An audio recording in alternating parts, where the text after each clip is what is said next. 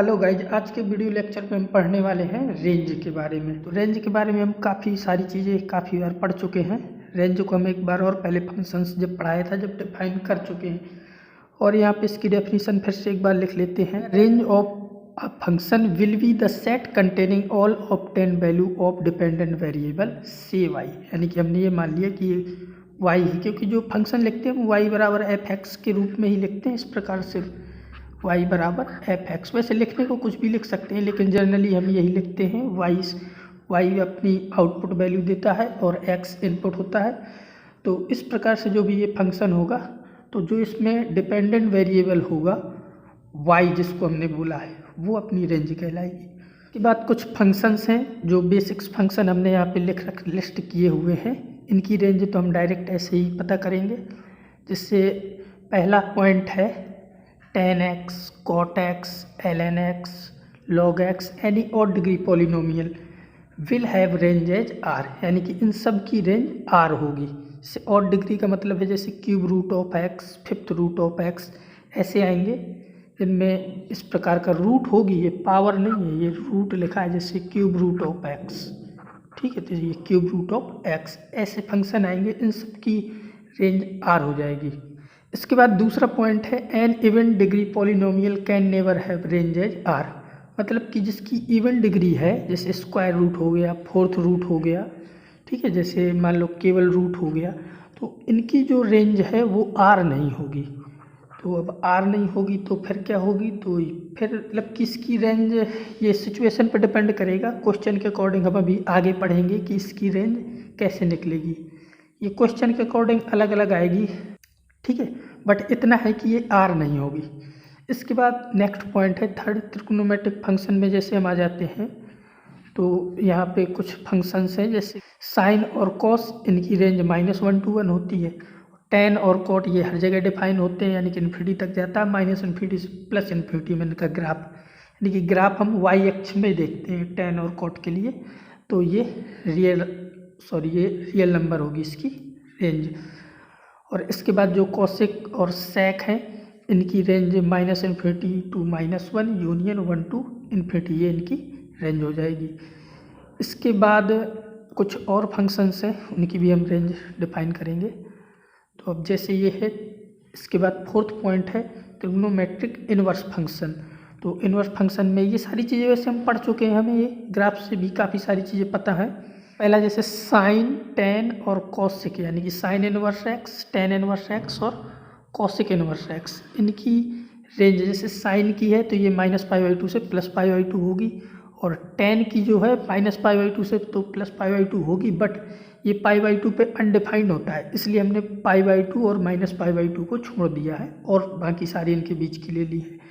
इसी प्रकार cosec inverse जो है ये 0 पे अनडिफाइंड हो जाएगा, तो 0 को छोड़ के बाकी -π/2 से +π/2, और 0 को हमने यहाँ पे नहीं लिया है।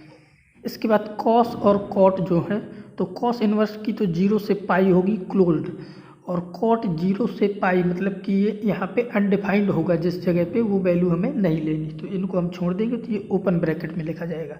इसके बाद सेक है, तो सेक π/2 पे अनडिफाइंड होता है, तो हमने π/2 को हटा के 0 से पाई तक की सारी वैल्यू ले ली और π/2 को माइनस कर दिया, तो ये इसकी रेंज हो जाएगी। इसके बाद है जैसे x की पावर 2m, यानी कि ये स्क्वायर रूट जो है इवन डिग्री का है, और ये स्क्वायर रूट भी है और यह पावर में है, तो इन सब की जो रेंज होगी वो होगी 0 to इन्फिनिटी, यानी कि 0 को लेना है। या इसको ऐसे भी बोल सकते हैं r+ यूनियन 0 भी ले लिया और r+ भी ले लिया, यानी कि पॉजिटिव रियल नंबर में हमने 0 को भी ऐड कर लिया। या एक बोलने का तरीका ये भी है कि हमने r में से r माइनस कर दिया, यानी कि नेगेटिव रियल नंबर हटा दिए, तो 0 भी आ गया। इसके बाद नेक्स्ट पॉइंट है 1/x की पावर 2m, या स्क्वायर रूट है ये इवन डिग्री वाला, तो इन सब की जो रेंज होगी वो होगी r+। इसके बाद नेक्स्ट पॉइंट है x की पावर 2m+1, या स्क्वायर रूट के अंदर ऑड डिग्री के जितने भी ये आएंगे, तो इन सब की जो रेंज हो जाएगी वो ऑल रियल नंबर में से 0 को हटा देंगे, क्योंकि ये 0 पे अनडिफाइंड हो जाएगा, इसलिए 0 को छोड़ के ये सारी इनकी रेंज हो जाएगी। ठीक है, इसके बाद कुछ फंक्शन अभी हमने लिस्ट नहीं किए तो उनको भी देख लेते हैं। तो चलो मैं यहाँ पे कुछ, ये जैसे ये 8, ठीक है, तो ये आप अलग से लिख लेना, 8 पॉइंट है। ठीक है, तो ग्रेटेस्ट इंटीजर, इसकी जो रेंज हो जाएगी वो हो जाएगी इंटीजर। इसके बाद लिख लेते हैं, जैसे कि अगला पॉइंट है, अगले पॉइंट में हम किसको लिखेंगे, मान लो फ्रैक्शनल पार्ट ऑफ एक्स लिख लिया। तो फ्रैक्शनल पार्ट ऑफ एक्स की जो रेंज होती है वो नेगेटिव में जाता नहीं है, यानी कि 0 से लेके 1 तक। ठीक है, और 1 नहीं होती इसकी, 1 को इसलिए 1 पे ओपन लगा देंगे।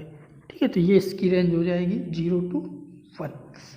इसके बाद जैसे एक और लिख लिया हमने सिग्नम एक्स, तो सिग्नम एक्स की तो 3 ही वैल्यू होती हैं, यानी कि -1, 0 और +1। तो यही इसकी रेंज हो जाएगी, यानी कि इसमें 3 ही वैल्यू आएंगी, इसके अलावा और कुछ होता ही नहीं है।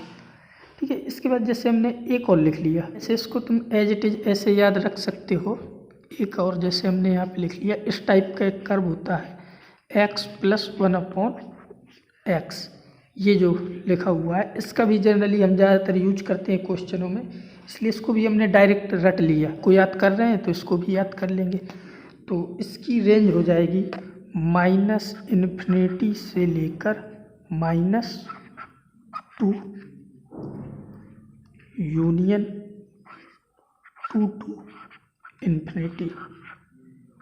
ठीक है, तो इसको भी याद कर लिया।